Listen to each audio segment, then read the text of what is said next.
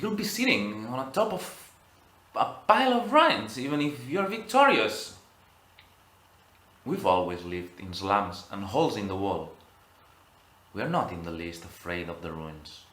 We are going to inherit the earth. The bourgeois may blast and ruin its own world before it leaves the stage of history. We carry a new world here, in our hearts.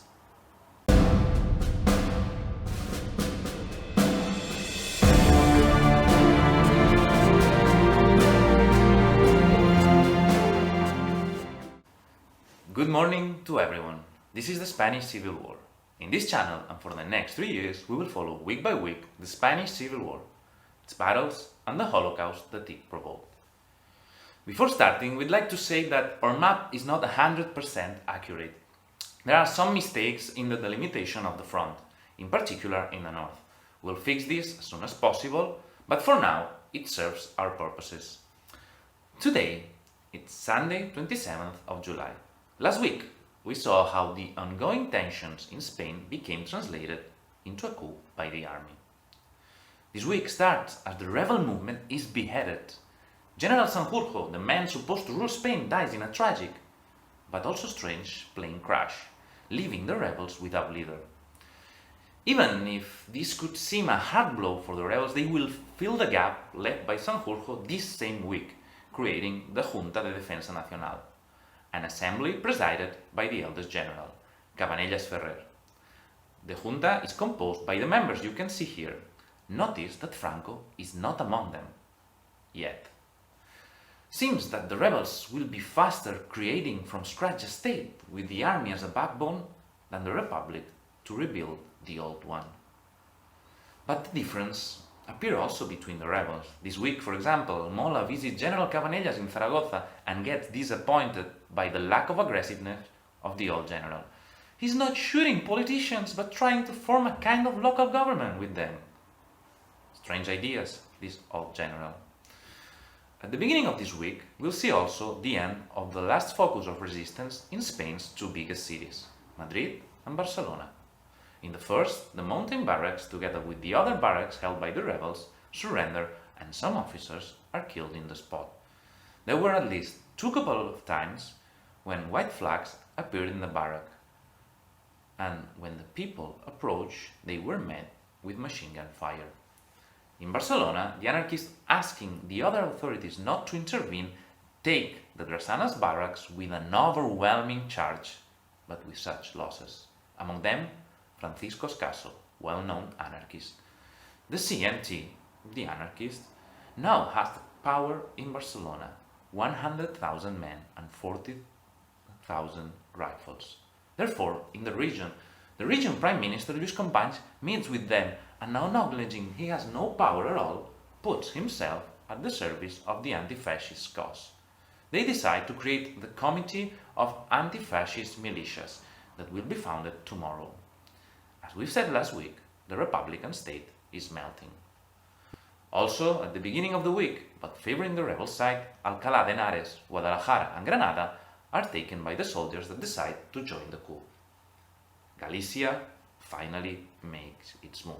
General Rogelio Caridad Pita and Enrique Salcedo had not joined the coup, even if Queipo insisted Salcedo to do so. This morning, both will be arrested, processed for rebellion and shot. And the city of La Coruña will join the rebels, even if there will be focus of resistance until the 22nd. Santiago falls without fight, and in Vigo, a first struggle between militiamen and soldiers will carry on until the 28th. The south of Galicia, near Tui, will be taken lately, but remain an isolated piece. Tuesday has the Navy as a main character. In the north, the weird battle of the naval base at Ferrol comes to an end. During this battle, that started the 18th, the sailors of the battleship España and the cruiser Almirante Cervera, both in the dry docks, murmured against their superiors that sided with the rebels.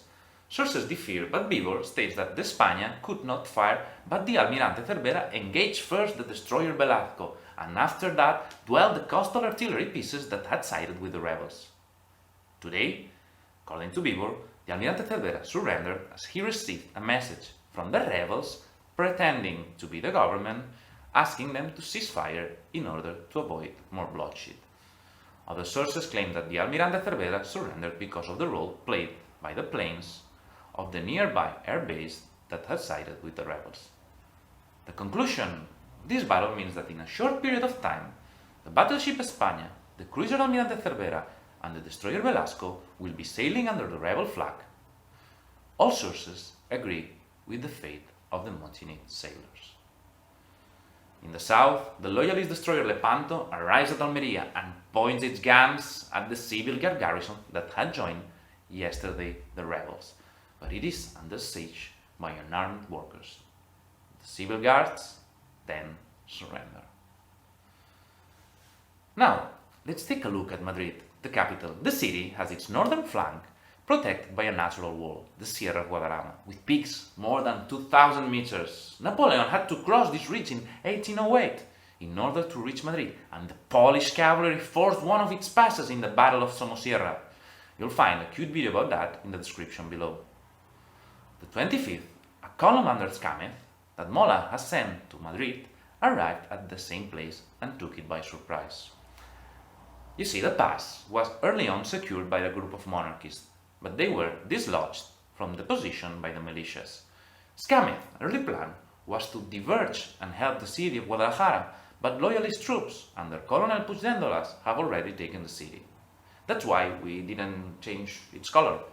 So Scamez heads to the passage of Somosierra and secures it. 3 days earlier, the 22nd, a column that left Valladolid reached Alto del León, another of the passes, and took it from the Republicans by force.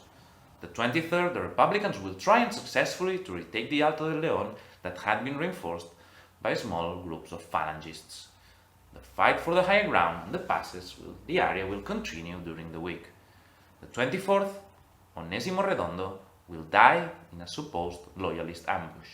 Sources agree that a group of anarchist militiamen were behind enemy lines in the village of La Baja.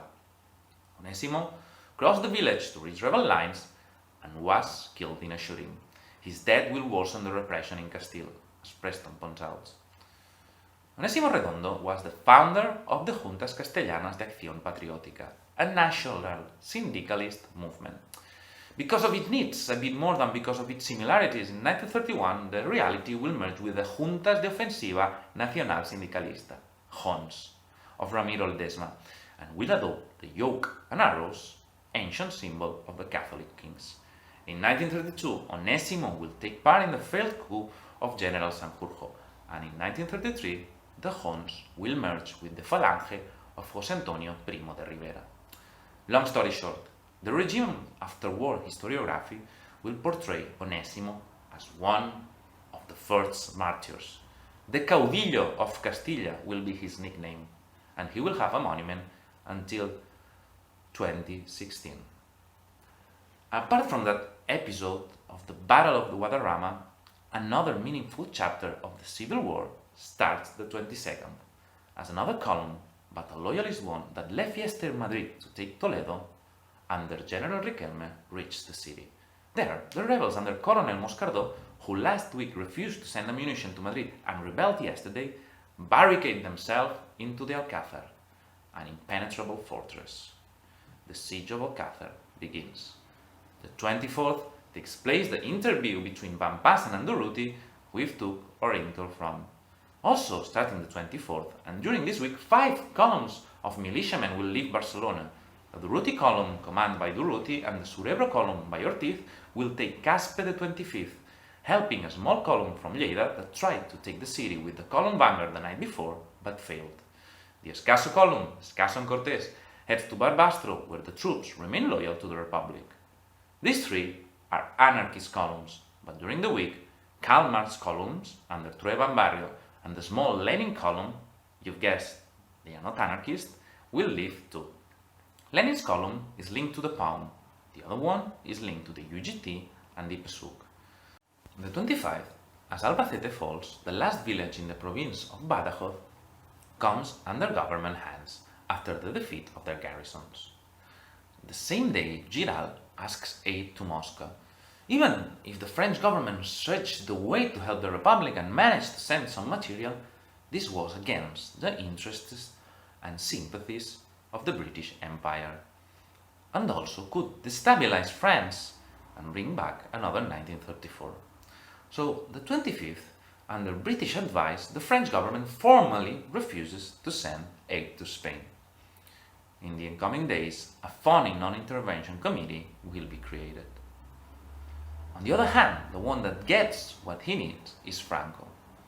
Meanwhile, Giral turns his plea to the help for the Soviet Union. Hitler agrees to send aircraft and ammunition to Franco, and Mussolini will have the same idea after Franco's requests, seeing the passivity of Britain and France. Thus, will increase the importance of Franco's role, being the general that has received personally the help from Hitler and Mussolini. The 26th, the Comintern meets in Prague in order to give an answer to Giral's plea for help. They will plant the seed of the international brigades. I didn't talk about Sevilla yet. I will do it now. The campaign to consolidate the rural areas continues during the week, and the battles in the capital will last until the 23rd, with the fall of the neighborhood of San Bernardo. Triana neighborhood resists the first attack the night of the 20th, but the 21st falls after the rebels use women and children as shields. At the same time, Alcalá de Guadaira and Sanlúcar de Barrameda are taken by the rebel columns that were sent from Sevilla. These columns are repelled in Carmona, that will fall the 22nd, and the resistance will be punished with a repression that will leave at least 201 people dead. The 22nd will see also the fall of another neighborhood in Sevilla, La Macarena. Just San Bernardo holds and will fall, as said, the 23rd. The repression that will suffer Andalusia won't be much. The strategic zone near the channel, El Campo de Gibraltar and La Línea, will fall before the end of the month without a fight, but a fearsome repression begins this week that will lead to more than 1,000 deaths and 5,000 refugees. As the major cities are now in rebel hands, expeditions will be sent in order to secure the small villages.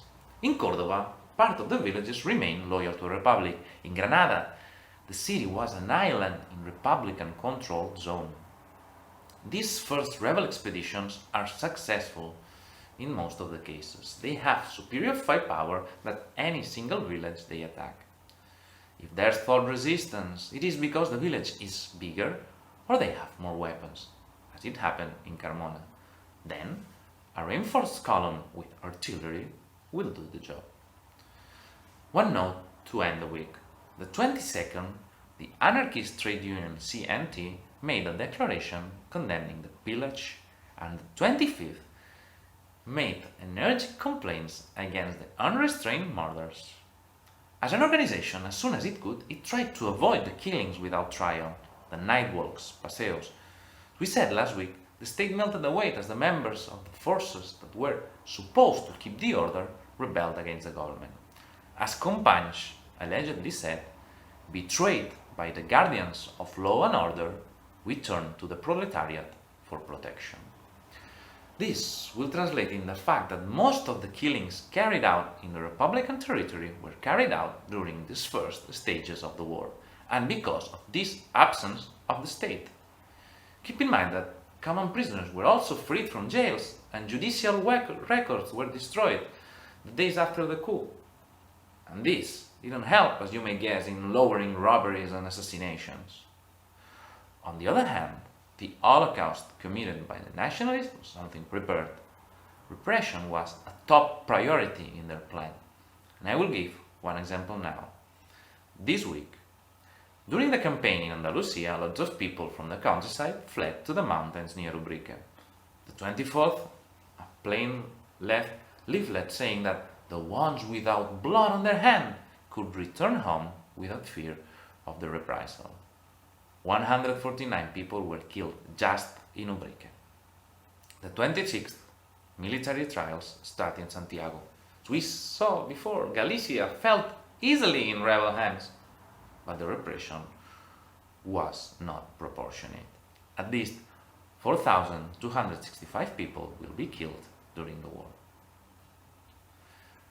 If you are new to this channel, you can go to our first episode by clicking just here. Please don't forget to like the video and subscribe us. If you enjoyed it, share it.